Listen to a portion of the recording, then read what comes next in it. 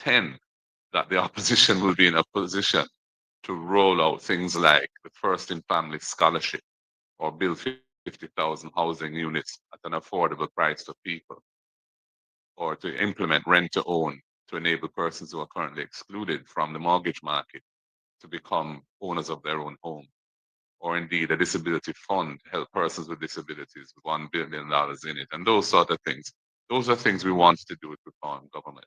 What we will be able to do is individual MPs who have won will be able to pursue their own particular set of policies that they had brought to the people. You know, some of them will take time. It won't happen overnight. Resources are always an issue.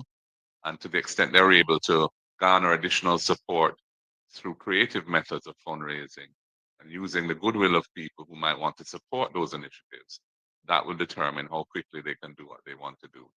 But it's going to be more on a constituency and MP level that things you'll see things happening rather than nationally, because an opposition party is not able to, or indeed expected to, implement national policies. That's for the government of the day.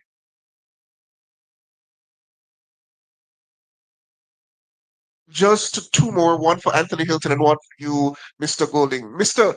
Hilton, you put forward the suggestion comparing Jamaica's electoral process to that of Guyana, which has a history now of concerns about the process. Whereas here in Jamaica, we had the OAS, CARICOM, as well as CAFE, all suggesting that the elections were free of harassment, free of intimidation, or any other irregularities, so far as going as to commending us in terms of our conduct here and to put forward Jamaica as a model that the Caribbean can follow. Isn't that a bit out of sorts in terms of that assessment by you in terms of irregularities? And to you, Mr. Golding, your predecessors have all offered their resignations to the wider party following an election loss. Will you not do the same, or will you simply take up your post as opposition leader going into the parliament? Let me well, you want- No, I'll go, and sir. let me say, I think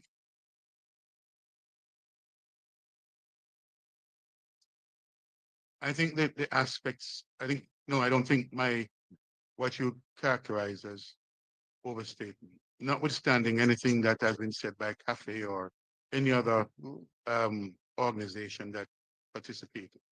The EU focus, and I urge you, and I think you have read the EU report.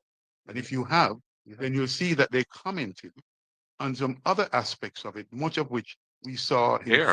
in full force here in Jamaica. The issue that we believe needs to be addressed as an urgent matter is the whole issue of the advertising and promotion before and during the campaign with we believe excessive state resources. And that aspect of it and others were specifically commented on. So my advice is that whatever the specific limitations or the concerns that the OAS or other um, monitoring group didn't address, the EU's report, I believe, was much broad-based and some of it very relevant to Jamaica. If I may add something to that before the leader answers the next question. I think we've been very responsible as a party. I think we've been very responsible.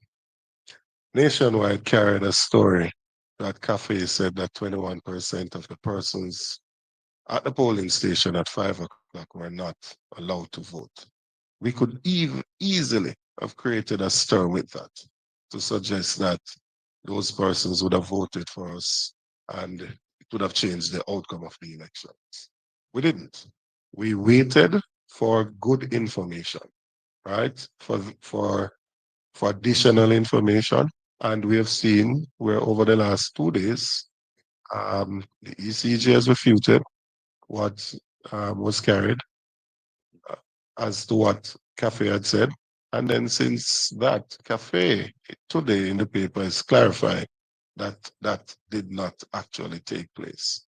So I believe the comment that was made as well was not necessarily comparing the electoral systems in the two countries, but about the report that came out of the election. So I don't know how you got to the point of saying he was comparing the two electoral systems. He was speaking to the report that came out and said that there are similarities that we have seen the same thing here. Cafe, CARICOM, and other OAS, other persons that came here would not have been out in the field to see that $100,000 was offered to an indoor agent not to work, or offered to a cluster manager to give me the canvas of this party. They would not have seen that. They would not have seen what took place in the field. They would have been at the polling station, right? They would not have seen the night before that somebody was offered money to dip their finger in ink and therefore can't show up to the polling station.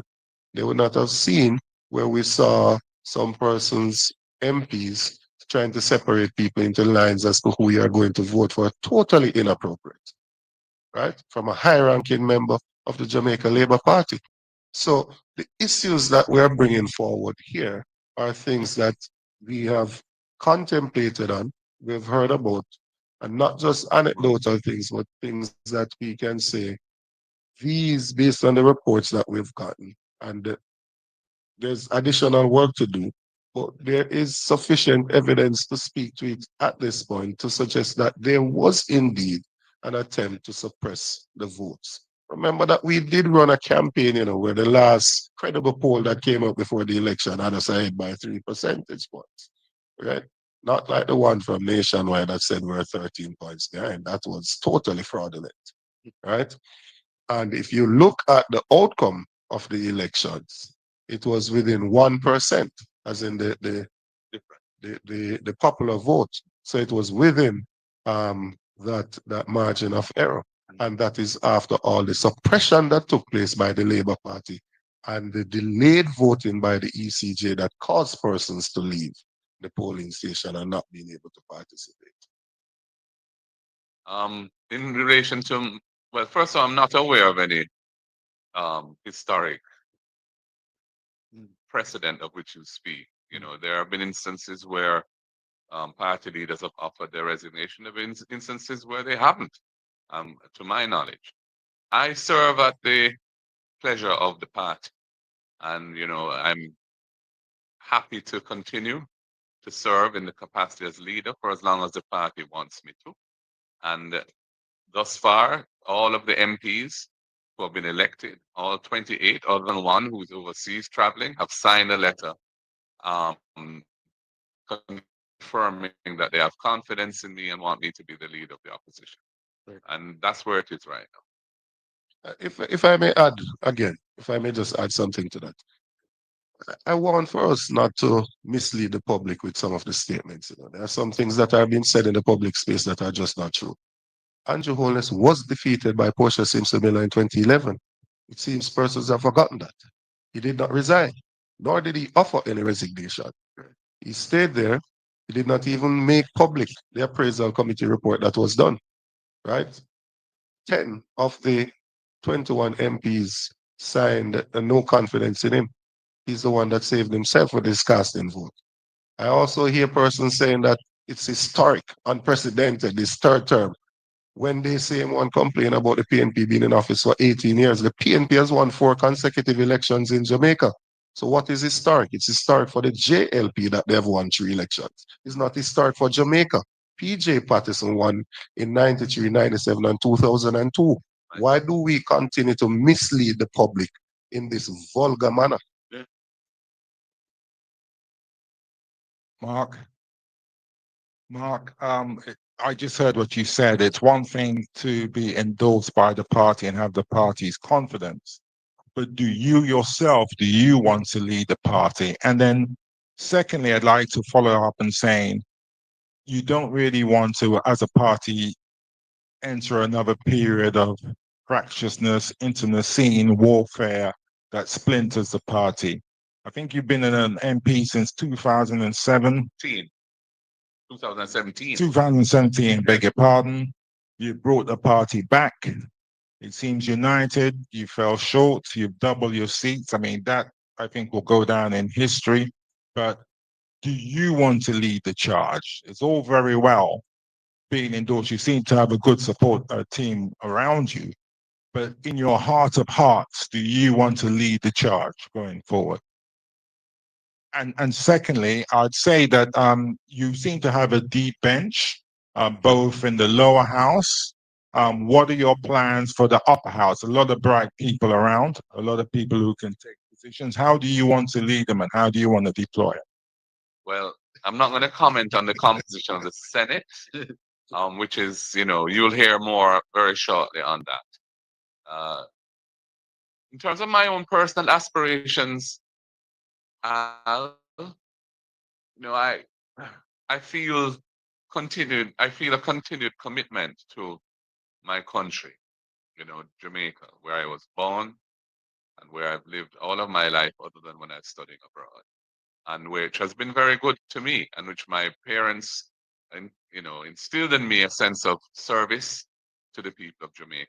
And I am willing to continue and plan to continue to serve my country through the political process as leader of the People's National Party, moving ahead, going forward from the significant achievements that we have managed to garner in these elections to a victorious result next time round. And as I said, I serve at the will of the party. And so as long as the party has confidence in me to continue, I will be here. Thank you very much, ladies and gentlemen. I hope it was informative and have a great day.